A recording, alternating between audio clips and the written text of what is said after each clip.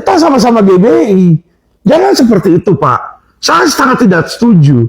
Walaupun kita sama-sama GBI, kita sama-sama Kristen, tapi saya tidak setuju dengan apa yang keluar dari mulut Anda. Karena saya yakin Tuhan tidak meminta hal seperti itu. Gak ada itu. Gak ada. Roh perpecahan itu bukan berasal dari Tuhan. Tidak pernah. Dan Tuhan tidak perlu dan tidak pernah menghina dan melecehkan agama lain. Dia suruh orang bertobat. Dia suruh orang bertobat atas kemauan mereka. Bukan dengan cara melecehkan dan mengolok-olok. Nggak pernah Tuhan mengolok-olok. Dia menjadi Tuhan, dia meminta orang mengikuti dia dengan cara dia memberikan contoh yang baik.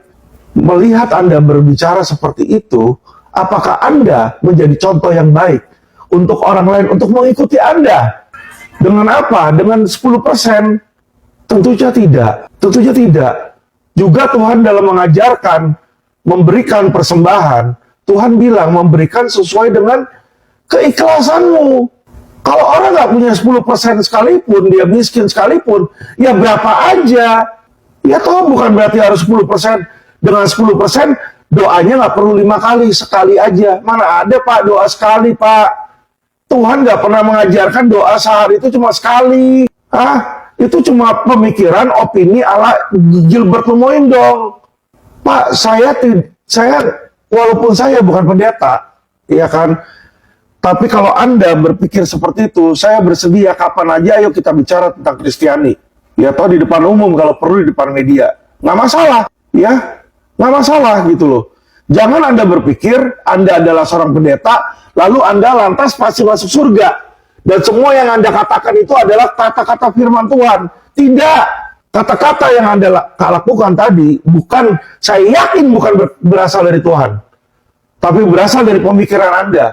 Bagaimana Anda mengolok-olok cara bersembahyang orang seperti itu. Ya toh, saya ngeliat dia bersembahyang sebagai muslim, nggak masalah.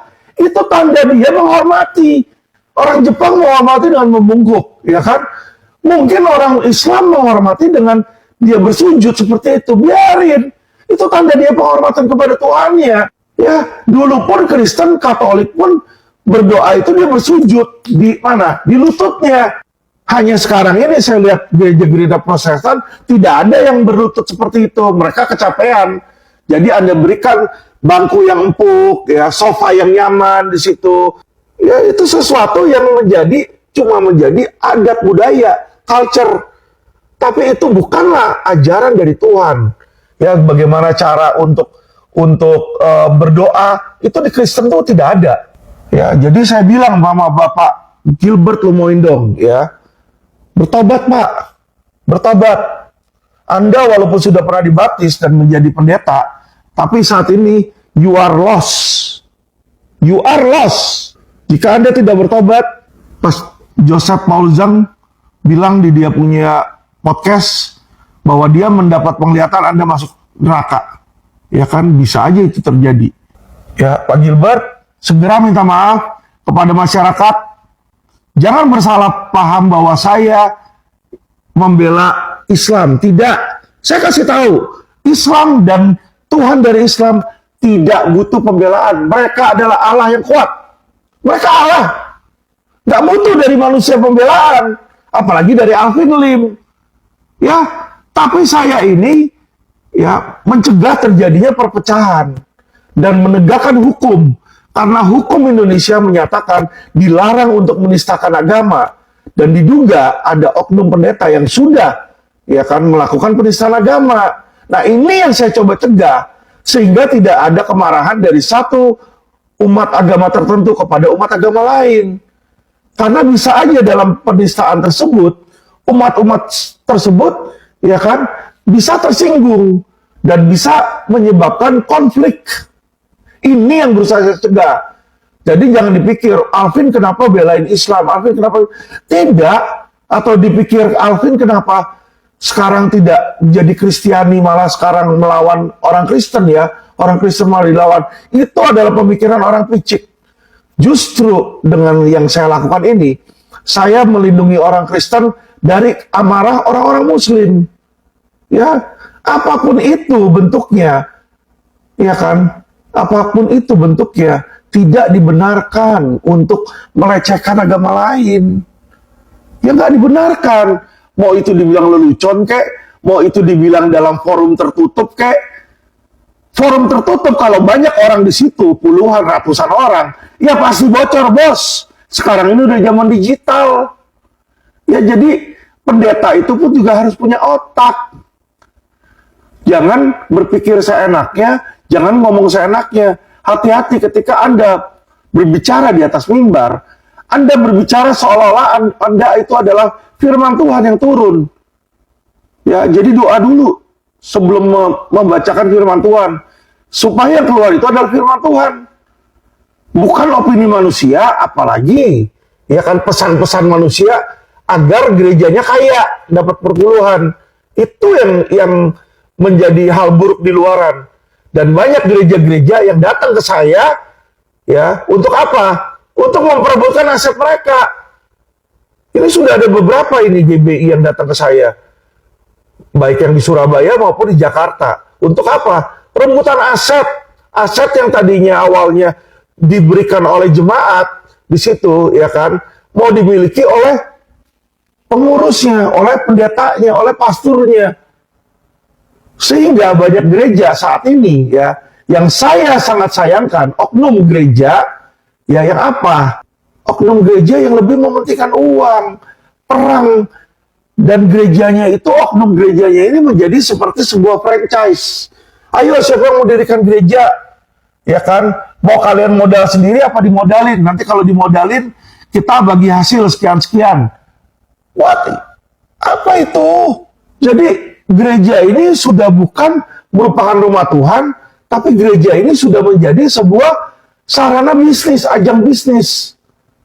Apalagi banyak gereja-gereja, banyak oknum-oknum pendeta, ya, yang saya tahu sendiri, apa? Jualan investasi bodong di gereja mereka. Ya, pendeta-pendetanya jualan investasi bodong.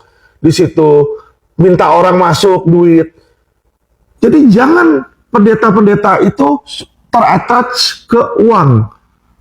Karena Tuhan sudah mengingatkan antara Anda mengikuti dia atau Anda mengikuti Mamon. Dan Tuhan Yesus bilang, orang kaya itu akan sangat sulit masuk surga. Lebih mudah mencari jarum dalam jerami. Dan kelihatan sekarang ini banyak oknum-oknum pendeta itu nggak bisa hidup susah.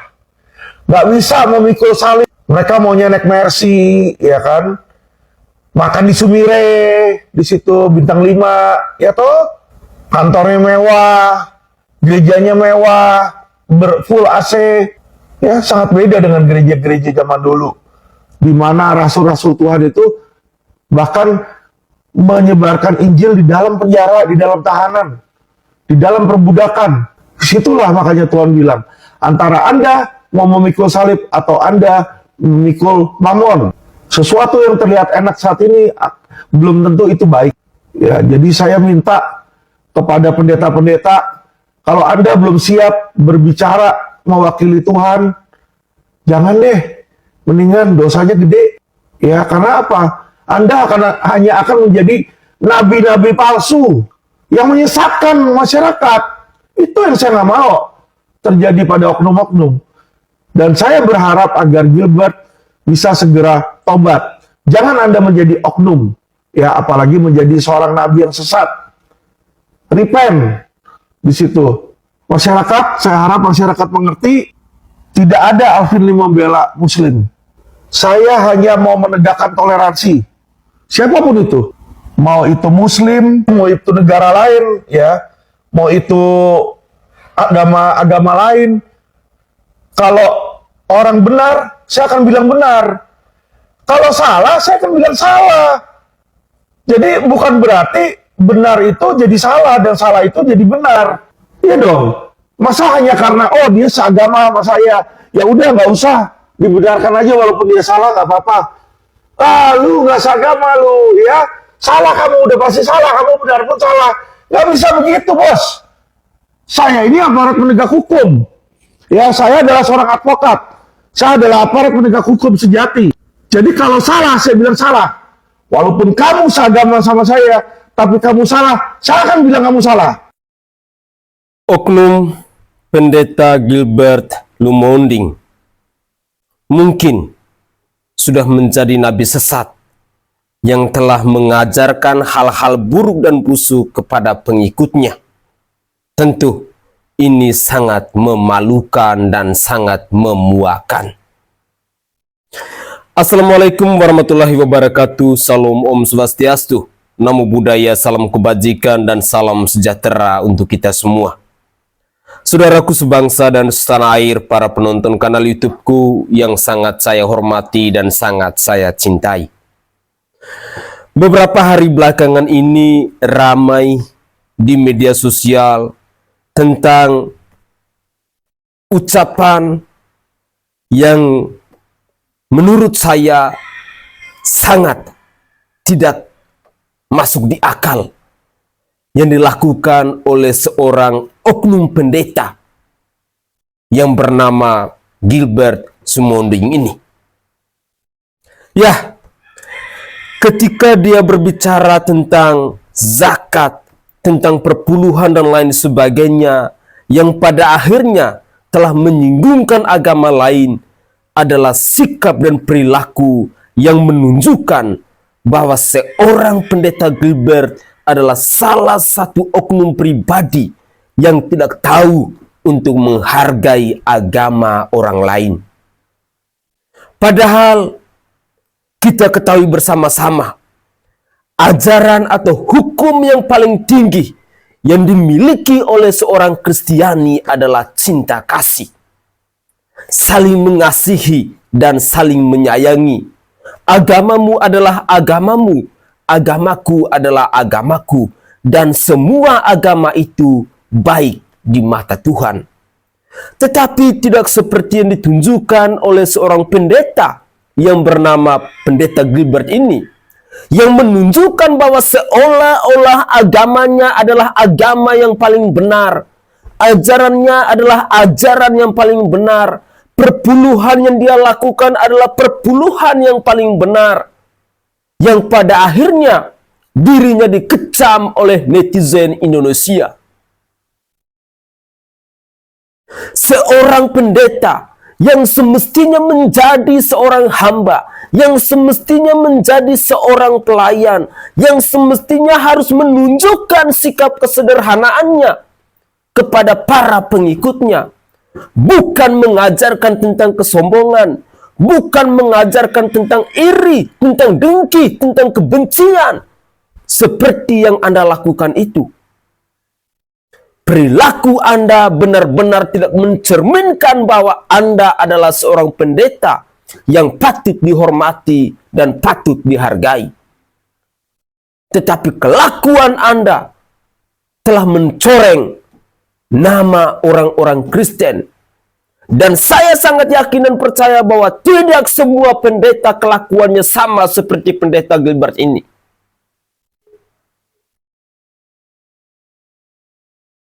Anda adalah hamba Allah. Anda dipercayakan untuk menjadi pemimpin. Tetapi Anda perlu garis bawahi, sebagai seorang pemimpin, Anda harus mampu untuk menempatkan diri Anda sebagai seorang hamba, sebagai seorang pelayan.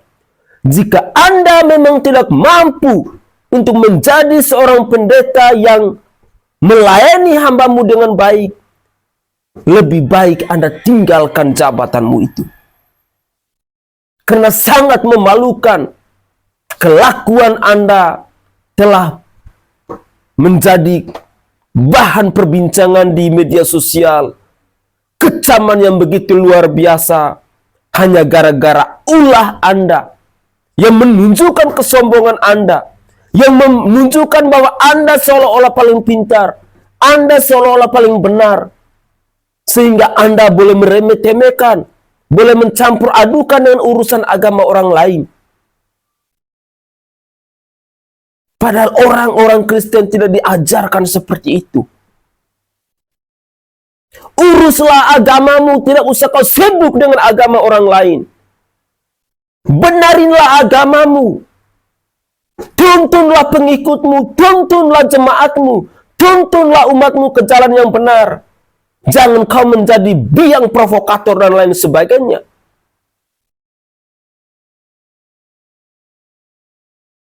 Benar-benar tidak menunjukkan integritas Anda sebagai seorang pendeta.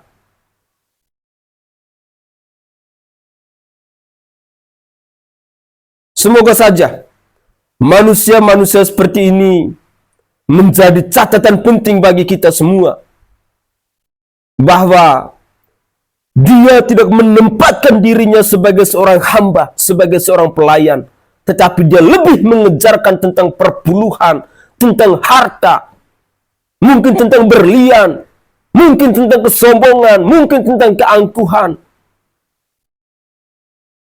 Padahal perilaku-perilaku seperti ini sama sekali tidak menunjukkan kerendahan hatinya untuk menjadi seorang hamba Tuhan.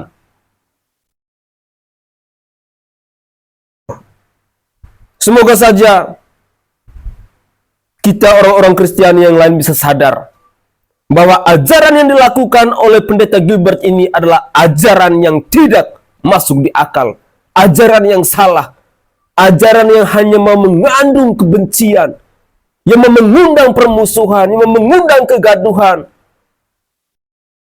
di sesama antara anak bangsa, terlebih khususnya dalam kehidupan umat beragama. Mari kita lanjutkan lagi. Duh, gila ya guys, gue dapet kiriman VT dari teman gue terkait dengan pendeta senior yang semua orang pasti tahu lah kalau sana orang Kristen ya, karismatik. Dan di VT itu dia ngomongin tentang perpuluhan guys. Aduh, ini sebenarnya topik yang pengen banget gue ceritain atau pengen gue bahas gitu ya. Sebagai seorang Kristen, gue rada kecewa. Bukan cuma sama Pak Pendeta ini aja, tapi sama beberapa pendeta yang ada di beberapa gereja yang ada di Jakarta. Jadi gue pernah visit satu gereja gitu ya. Dan sama aja guys, yang dibahas itu adalah apa? Perpuluhan. Kesannya mereka kayak nodong kita untuk bayar perpuluhan gitu ya. Dengan dalih, wah perpuluhan itu memang wajib bagi orang Kristen, segala macam gitu ya. Sampai kadang topik dari khotbahnya yang tadinya misalkan tentang hidup yang kudus menurut Allah, kalau diselipin sama perpuluhan ini bisa hampir setengahnya guys ngomongin masalah perpuluhan. Gue nggak tahu apa maksud dibalik itu semua ya, tapi maksud gue gini, kita semua tanpa disuruh juga pasti bakal perpuluhan kok Pak. Terima kasih sudah mengingatkan, tapi mengingatinnya itu nggak perlu sampai berkali-kali Pak. Masih banyak topik-topik atau perihal-perihal lain yang masih bisa diangkat daripada topik tentang perpuluhan yang sampai kadang setengah dari khotbah ngomongin masalah perpuluhan. Yang aku rasa kayaknya nggak etis. Apalagi sampai kadang ditambahin tentang pendeta juga manusia, pendeta juga butuh uang dan sebagainya. Pelayanan Pak, ingat pelayanan. Bapak itu hamba Tuhan yang harus melayani umat-umat, jemaat-jemaat gereja Pak. Masalah Bapak nanti dapat persembahan, Bapak dapat amplop atau apalah itu ya dari jemaat, itu bukan sesuatu hal yang harus di-up ketika Bapak khotbah Pak. Itu kan Anda kurang ajar namanya. Anda sudah betul-betul memberitakan Injil yang berbeda dari Injil yang diberitakan oleh para rasul. Karena itu Anda sudah dibawa kutuk Rasul Paulus itu, ya. Nah, terkait sikap Anda ini, saya menghimbau itu, sinode, cobalah kepada pendeta-pendeta semacam Gilbert ini, saya tahu ada yang lain juga. Itu mestinya memberi teguran, sikap yang keras, bila perlu melarang mereka berkhotbah kembali, atau mencabut lisensi kependetaannya itu. Karena nggak patut. Karena Gilbert itu ya, tidak patut menyebut dirinya sebagai pendeta atau rohaniwan Kristen. Dia lebih cocok menyebut dirinya sebagai usahawan gereja. Ya, mencari keuntungan dari pemberitaan firman itu orang-orang semacam Gilbert Tumoinong ini. Ini berbahaya sekali dan menodai kekristenan, ya, menodai, mengkhianati Injil. Ya, dan yang kedua, kepada jemaat yang cerdas, saya menghimbau tinggalkan, jangan mau digembalakan oleh seorang Gilbert Tumoinong yang di dalam otaknya itu hanya mamon, cuan oriented, profit oriented, money oriented. Itu nggak cocok dengan kekristenan yang sejati, ya. Kalau Anda melayani untuk memperkaya diri, Anda bangga itu. bisa naik pesawat dengan first class itu ya, itu karena dari uang persepuluhan. Bagi Anda harusnya malu, gitu loh. Malu, bukan bangga kalau seperti itu. Ya, karena itu jemaat-jemaat saya himbau yang cerdas sedikit, tinggalkan. Ya, bila perlu tuntut itu pendeta semacam itu. Jemaat sendiri harus melakukan itu untuk membuktikan kesadaran bahwa sangat tersinggung dipimpin, digembalakan oleh pendeta semacam itu. Nah, maka sikap Gilbert itu menurut hemat saya akan ada dua kemungkinan. Yang pertama, dia akan menghadapi ancaman hukum dunia karena kata-katanya itu sebenarnya sudah memenuhi unsur pidana, menghina agama lain. Yang kedua, dia juga akan menghadapi ancaman hukuman Tuhan karena sekali lagi orang-orang semacam Gilbert ini berkhianat pada Injil, nggak cocok, tidak memberitakan Injil sebagaimana yang para rasul beritakan. Karena itu tunggu saja waktunya. Saya percaya hukuman itu pasti akan datang menimpa pendeta-pendeta semacam Gilbert Wilmoindong dan juga pendeta-pendeta lain yang sejenisnya. Itu pesan saya. Nggak usah 10%, 2,5. Tapi sembayangnya 5 kali sehari. Dari kosakata aja kelihatan tidak pernah belajar Alkitab. Memang kita harus bayar perpuluhan. Memang itu bayar. Bayar zakat. Itu memberi. Berhutang kepada Tuhan atas kebaikannya. Kalau bayar, itu kita beli. Masa kita membeli Tuhan? Dan soal 2,5% atau 10%, itu sesuai keyakinan masing-masing. Di kita jelas 10% itu nggak jelas. Karena dicomot dari perjanjian lama zaman Musa. 10% ya umat harus kasih untuk bait Allah, untuk kaum Levi. Itu kaum rohaniawan yang harus urus bait Allah. Dan mereka hidupnya sederhana. Bukannya zaman sekarang. Pendeta tilep 10% atas nama dia pendiri gereja. Sama istrinya bendahara. Mereka gonta-ganti Alphard. Gonta-ganti Rolex. Beli Ferrari, Lamborghini, penthouse, jalan-jalan keliling dunia. Dan pasti nepotisme. Persis Pak Lurah. Nepotisme. Gembala diturunkan statusnya jabatan ke anaknya. Itu di mana-mana terjadi. Di kalangan tertentu ya, nggak semuanya ya. Makanya tajir pelintir. Nah, di pengetahuan saya gitu, wah umat Muslim di situnya yang agak lebih gampang gitu, 2,5%. Tapi setelah bicara sama Pak Jika hari ini dia bilang, oh salah pendeta, 2,5% itu cuma zakat, belum infaknya, belum sedekahnya, belum wakafnya. Itu lebih berat lagi gitu. Jadi untuk itu sekali lagi saya minta maaf untuk kegaduhan ini, tapi percayalah kebersamaan Indonesia selalu ada di hati saya, dan di hati saya selalu ada persatuan, karena dasar khotbahnya kalau didengar hari itu justru tentang kasihlah sesamamu gitu ya kan. Jadi kita mengasihi bukan karena dia bisa berbuat kasih kepada kita, tapi meskipun dia bahkan berbuat jahat. Karena itulah iman Kristen kami, tempat pipi kiri kasih pipi kanan. Jadi nggak mungkin saya menebar sesuatu yang buruk, karena justru ini seperti otokritik buat kita, bahwa ayo kita berbuat lebih baik. Kita belajar dari saudara sepupu. Saya biasanya di dalam gereja menyebut umat Islam sebagai saudara sepupu, karena kita lihat dari Abraham, Ishak, dan Ismail. Kira-kira begitu. Semoga di momen yang indah ini kebersamaan Indonesia jauh lebih berharga daripada kasak kusuk yang terjadi. Dan untuk itu kalau berkenan, saya pegang tangan Pak JK, saya cium tangan ini sebagai tanda kepada umat Muslim. Saya mohon maaf.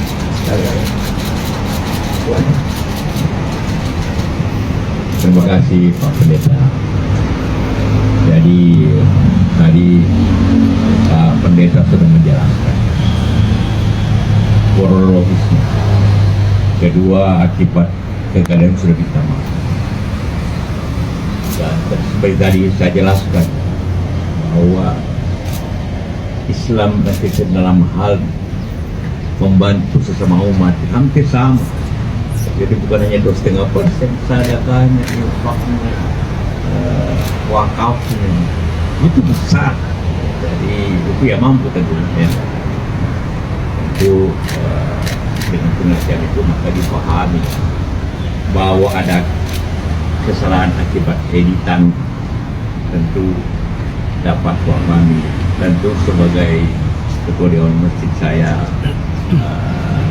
mengerti, dan karena saya mengerti itu dan sudah minta maaf dan terima itu agak, tapi tentu tidak lain kali harus baik ya. Harus baik ya.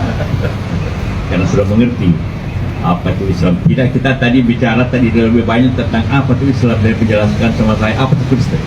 Jadi kita sering memahami.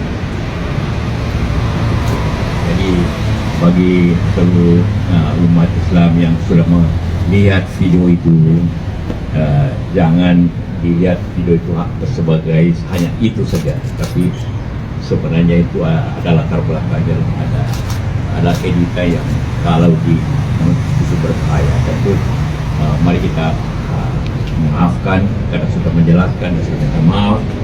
Masih di dalam itu memberikan maaf, apabila ada yang meminta maaf, itu juga sedekahnya juga, dan sudah jelaskan.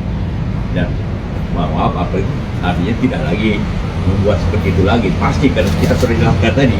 Nah, buat ahli agama yang menjelaskan tentang Islam, jadi itulah sekali lagi terima kasih.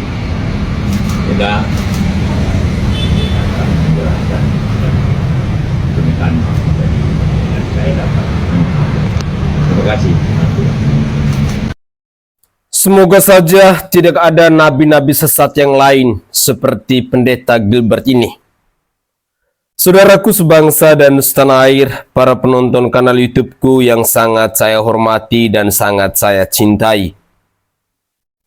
Saya sebagai rakyat jelata hanya mau memberikan saran kepada semua pemimpin ataupun pemuka-pemuka agama di bangsa ini, bahwa jangan pernah kita mengurusi agama orang lain. Sekali lagi, jangan pernah kita mau mengurusi agamanya orang lain, atau mau membanding-bandingkan antara agama yang satu dan agama yang lain. Itu sangat tidak dibenarkan. Uruslah agamamu, uruslah jemaatmu, uruslah umatmu, uruslah pengikutmu, uruslah gerejamu. Itu jauh lebih terhormat, jauh lebih mulia, karena pada akhirnya tidak akan menimbulkan kegaduhan dalam kehidupan antar umat beragama. Tentu hal yang dilakukan oleh seorang pendeta Gilbert ini yang adalah oknum sangat mencoreng nama umat Kristiani di Indonesia ini. Karena ini adalah ajaran sesat menurut saya. Khotbah sesat. Khotbah yang dia menunjukkan bahwa dirinya mungkin paling hebat. Dirinya mungkin paling pintar. Tetapi ketika dikecam oleh netizen, dikecam oleh rakyat Indonesia, pada akhirnya kita melihat kelakuannya sendiri seperti apa. Semoga saja perilaku yang dia tunjukkan dalam ucapan maafnya kepada Bapak Yusuf Kala ini bukan sebagai upaya agar jangan ada kegaduhan di bangsa ini, tetapi adalah bentuk penyadaran diri Anda bahwa apa yang Anda lakukan itu salah dan sama sekali tidak dibenarkan.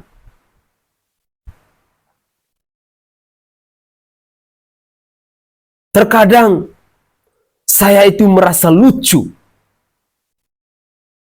Berbicara soal zakat, berbicara soal perpuluhan. Apakah itu hakmu? Memberi itu dari hati. Yang didasarkan pada ketulusan, pada keikhlasan. Berapapun yang dia miliki, jika dia memberinya dengan ikhlas, pasti niat baiknya itu akan dikabulkan oleh Tuhan. sekalipun dia memberi hanya dengan 5.000 rupiah, tetapi dengan hati yang tulus, dengan niat yang suci, pasti akan dikabulin oleh Tuhan. Tetapi akan percuma jika kita memaksa orang untuk membawa atau mengumpulkan harta sebanyak-banyaknya tentang perpuluhan dan lain sebagainya atas dasar pemaksaan. Tidak ada gunanya. Karena yang Tuhan lihat adalah ketulusan hati, keikhlasan hati dalam memberi. Makanya kita orang Kristiani diajarkan bahwa hukum tertinggi kita adalah cinta kasih. Cinta kasih itu datang berdasarkan kesadaran, bukan paksaan.